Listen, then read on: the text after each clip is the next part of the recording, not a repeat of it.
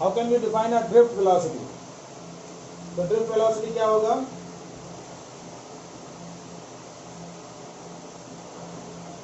Average velocity with which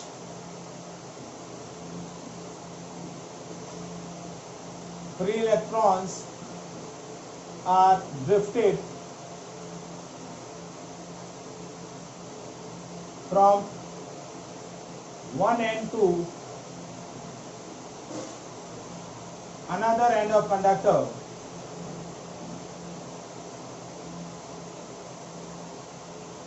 under the influence of electric field.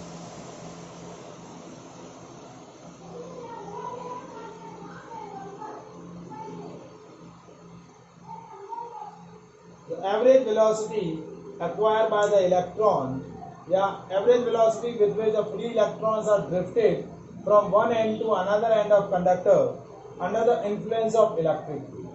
So that average velocity is called drift velocity. और इसका relation drift velocity क्या होगा? Vd is equals to minus E capital E by m into tau. ये E क्या है? Electric field. Electric field के जगह हमें यदि पोटेंशियल डिफरेंस रखना है तो पोटेंशियल डिफरेंस भी रख सकते हैं. तो वो एक्सप्रेशन क्या हो जाएगा? देखिए, चार्ज ऑन इलेक्ट्रॉन. तो in terms of potential difference expression ये हो जाएगा. क्या इलेक्ट्रिक फील्ड की जगह हम क्या रख देंगे? V by L. क्या रख देंगे? V by L. तो स्मॉल e कैपिटल V, ये V वोल्टेज है, m into L by tau. और टाउ क्या है? Relaxation time. रिलैक्सेशन टाइम मतलब इलेक्ट्रॉन और, सिंपल सी लैंग्वेज में बोले कि इलेक्ट्रॉन और आयन के बीच में जो सक्सेसिव कॉलिजन हो रही है, उन सक्सेसिव कॉलिजन के बीच का जो टाइम है जिसमें इलेक्ट्रॉन रिलैक्स कर रहा है, वो एवरेज टाइम क्या बोला जाएगा? Relaxation time. क्या बोला जाएगा? Relaxation time. Average time elapsed between two successive collision between ions and electron.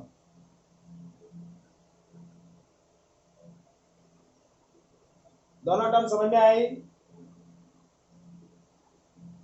ये पूरा डेरिवेशन है. ये पूरा डेरिवेशन आपको डराइव करना होता है. क्वेश्चन आता है, explain the electric current in the conductor on the basis of it derive the expression of drift velocity and relaxation time. तो ये आपका drift velocity और relaxation time के बीच का एक्सप्रेशन है. और साथ में ये भी बोला जाता है कि define drift velocity and relaxation time. drift velocity और relaxation time को derive भी करना है. Is it clear?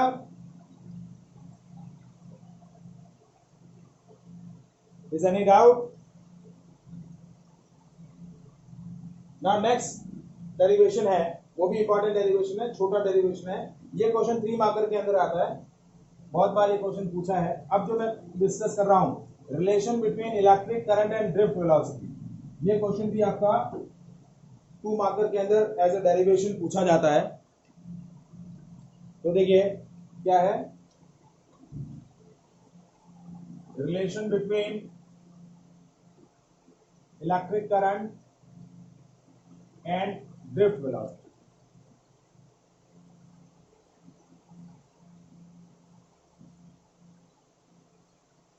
I और Vd के अंदर क्या रिलेशन है? So we are considering conductor wire, cylindrical conductor wire of length L and area of cross section जो है, लेंथ ऑफ वायर क्या है? L है. एरिया ऑफ क्रॉस सेक्शन आपका क्या है? A है. And the number of electrons पर यूनिट वॉल्यूम कितना हो गया? n. अब जैसे ही हम क्या करेंगे, इसके अक्रॉस बैटरी कनेक्ट करेंगे. So under the influence of electric field, the free electrons present in the conductor is drifted from one end to another end. और उनकी ड्रिफ्ट वेलोसिटी क्या होगी? Vd. सो ड्रिफ्ट वेलोसिटी क्या हुआ आपका? Vd. अब देखिए, अब हमें एक्चुअली क्या कैलकुलेट करना है? करंट और ड्रिफ्ट वेलोसिटी के अंदर रिलेशन। तो और आपका इलेक्ट्रिक करंट क्या होता है, charge flowing per unit time. तो हमें चार्ज का मैग्नीट्यूड, चार्ज की वैल्यू चाहिए और टाइम की वैल्यू चाहिए, ठीक है। तो कैसे कैलकुलेट करेंगे, देखिए कि charge present on one electron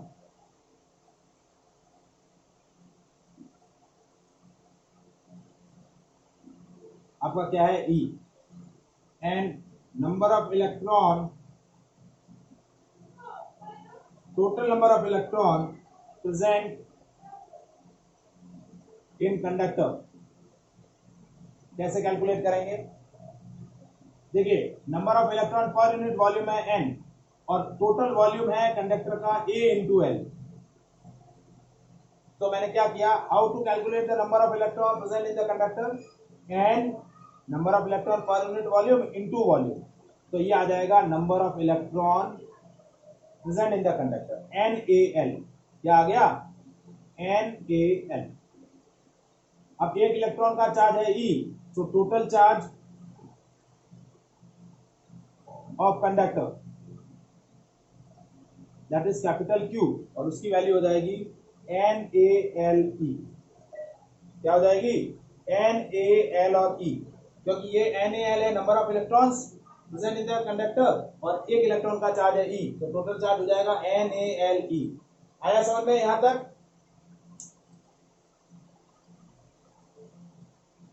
is it clear. अब देखिए ये जो इलेक्ट्रॉन है वो एक एन से दूसरे एन किस वेलोसिटी से ट्रेवल कर रहे हैं, vd वेलोसिटी से, और लेंथ ऑफ द कंडक्टर क्या है, l। तो स्पीड भी पता है और लेंथ भी पता है, तो टाइम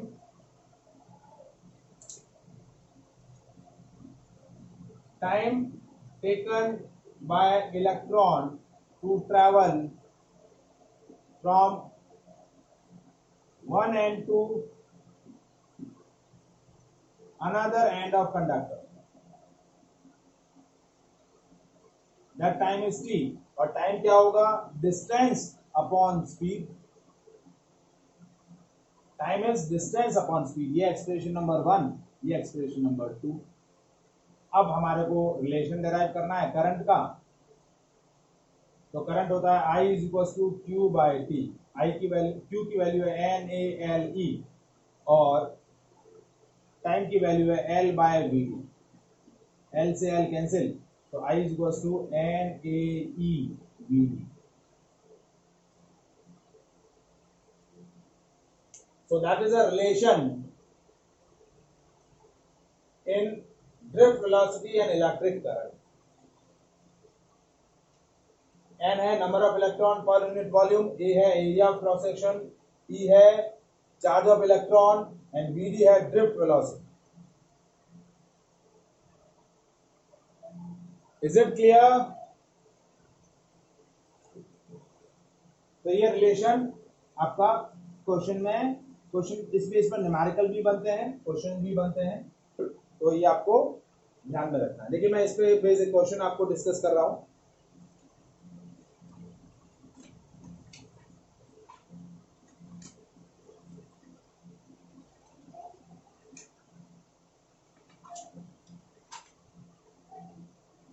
क्वेश्चन है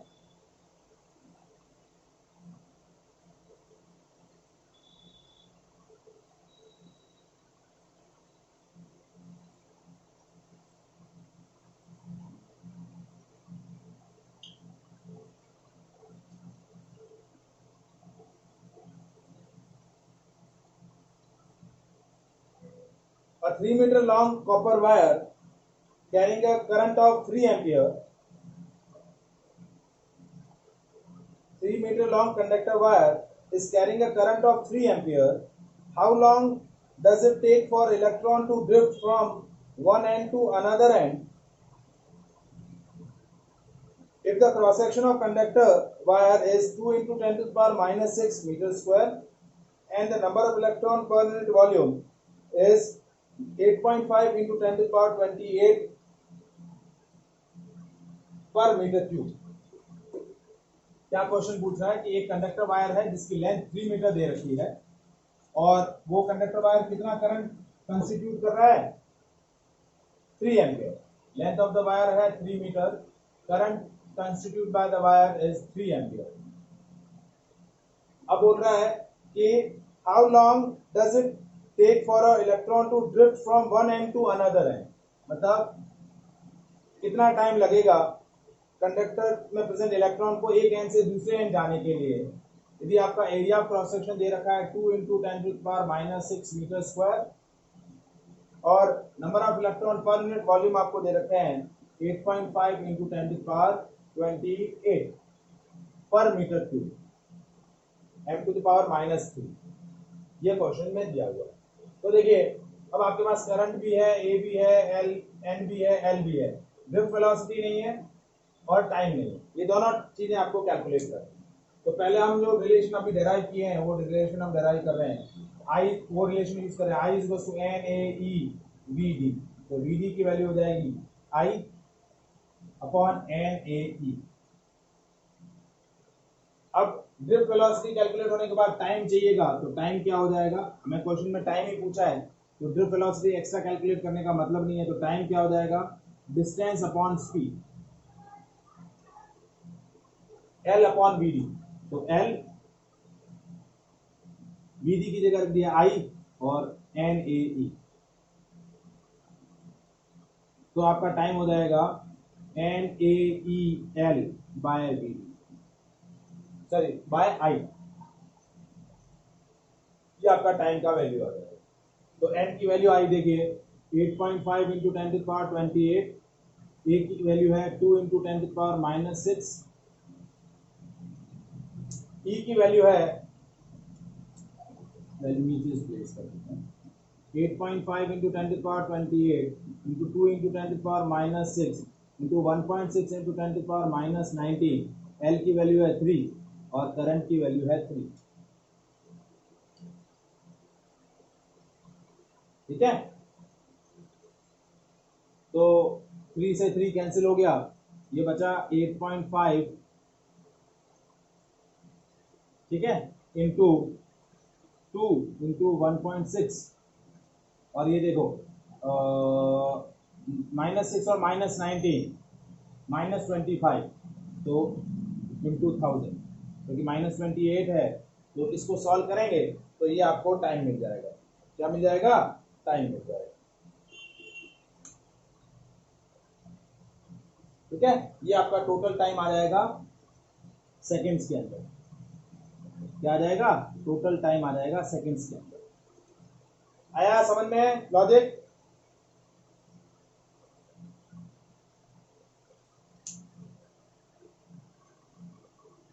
Is it clear? So देखिए next question. Estimate the average drift speed of the conduction electron in a copper wire of cross section area. Drift velocity calculate करनी है। क्रॉस सेक्शन एरिया दिया हुआ है 1.1 × 10⁻⁻7, carrying a current of 1.5 ampere. Assume that each copper atom contribute a 1 conduction electron.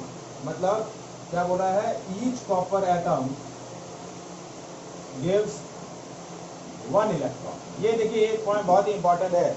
Normally क्या होता है, यदि हम कॉपर एटम की बात करें तो copper atom, each copper atom, copper का एक एटम में कितने, कॉपर एटम का एटॉमिक नंबर कितना होता है 29, तो 29 इलेक्ट्रॉन है और 29 प्रोटॉन होते हैं जनरल। लेकिन यहाँ क्या बोला है कि each copper atom gives 1 electron. आपको एक कॉपर एटम एक इलेक्ट्रॉन दे रहा है, एक फ्री इलेक्ट्रॉन दे रहा है, क्योंकि वो सारे इलेक्ट्रॉन फ्री तो होते नहीं, कुछ इलेक्ट्रॉन ही फ्री होते हैं। तो क्वेश्चन में दिया है कि each copper atom contribute 1 electron, 1 conduction electron, यानी 1 फ्री इलेक्ट्रॉन। डेंसिटी आपको कॉपर की दे रखी है, ये दे रखी है 9.5 × 10⁻³ kg पर मीटर क्यूब, और एटॉमिक मास दिया हुआ है 63.5, और एवोगैड्रो नंबर आपको बोला है कि एवोगैड्रो नंबर की वैल्यू 6.022 × 10⁻²। अब आपका कंफ्यूजन यहाँ शुरू हो रहा है कि भाई ये सारी वैल्यू दी क्यों है, किसके लिए चाहिए। तो देखिए आपको क्वेश्चन में पूछा है कि ड्रिफ्ट वेलोसिटी कितनी होगी, और I is equal to NAEVD, ये रिलेशन होता है, और हमें चाहिए VD की वैल्यू, तो I अपॉन NAE। अब हमारे पास I पड़ा है भाई, A पड़ा है, E की वैल्यू बाय डिफॉल्ट पता होती है, चाहिए क्या वैल्यू, N, और N क्या है, number of electron per unit volume, number of electron per unit volume. तो कैसे कैलकुलेट करेंगे,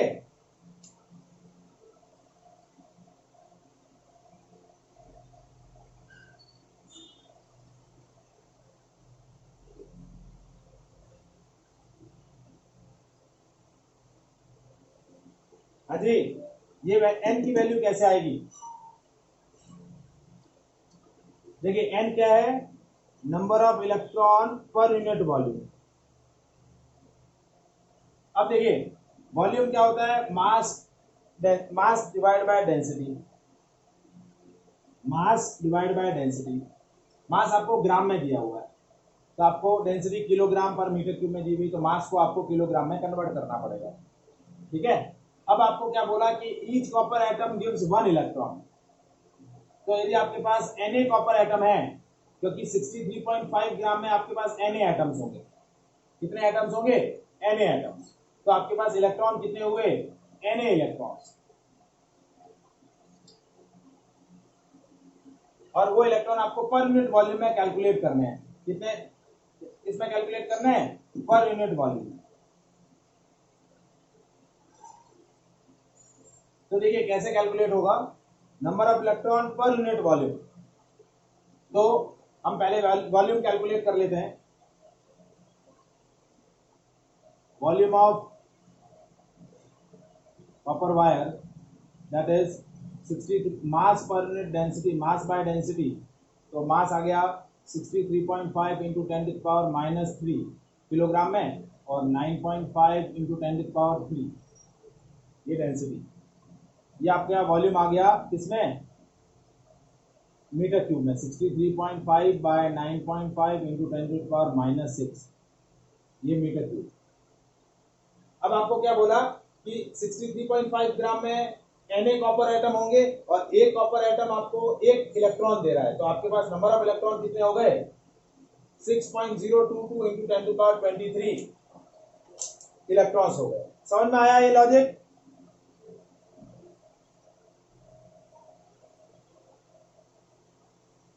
लॉजिक समझ में आया।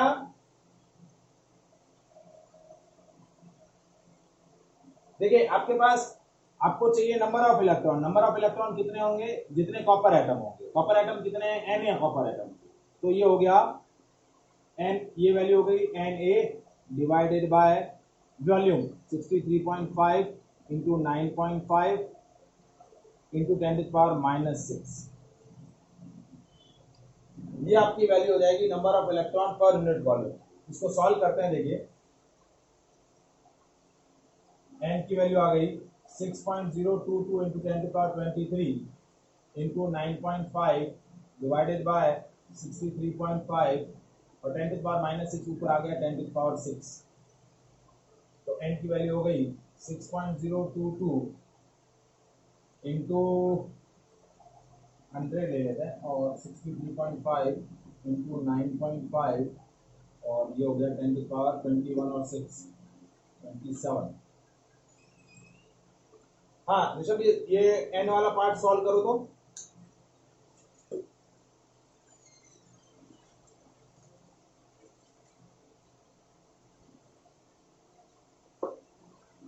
नाइन पॉइंट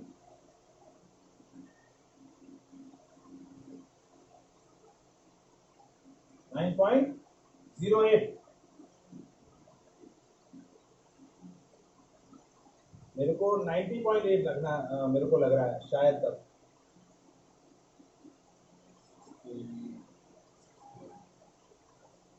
100 नहीं लिया है तो नहीं होगा, 100 ने 10 लेना पड़ेगा, कैलसी से कैलकुलेट करो, 6.022 इंटू 100 इंटू 9.5 डिवाइड बाय 63.5, क्या आ रहा है आंसर,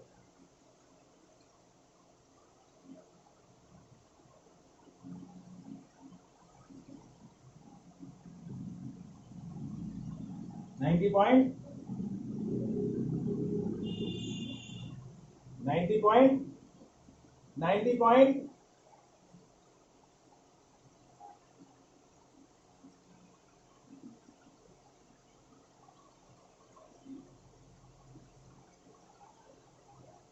तो ये हुआ 9.09 इंटू 10⁻28 इलेक्ट्रॉन पर वॉल्यूम। तो अब Vd की वैल्यू हो जाएगी I/NaE। ये सारी कैलकुलेशन हमने n के लिए की है। तो A की वैल्यू 1.5 डिवाइड बाय n है 9.09 इंटू 10⁻28 इंटू A है 1.1 इंटू 10⁻⁻7 इंटू E की वैल्यू है 1.6 इंटू 10⁻⁻19। तो Vd की वैल्यू आई देखिए 1.5 डिवाइडेड बाय 9.09 इंटू 1.6 इंटू 1.1 और ये देखिए 19 और ये -7 -26 और ये आ जाएगा 10⁻⁻2। सॉल्व करो इस वाले पार्ट को।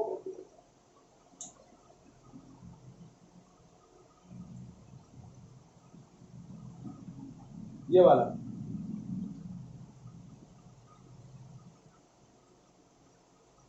ये 10⁻⁻2 रहने दो। 1.5 divide by 9.09 divide by 1.6 divide by 1.1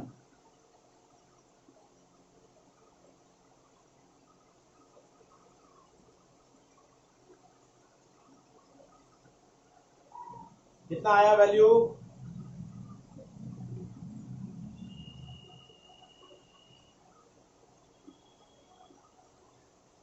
0.093 into 10⁻⁻2। ठीक है, तो ये हो गया 0.93 इंटू 10⁻⁻3 मीटर पर सेकेंड स्क्वायर। ये आपकी क्या आ जाएगी वैल्यू आ जाएगी।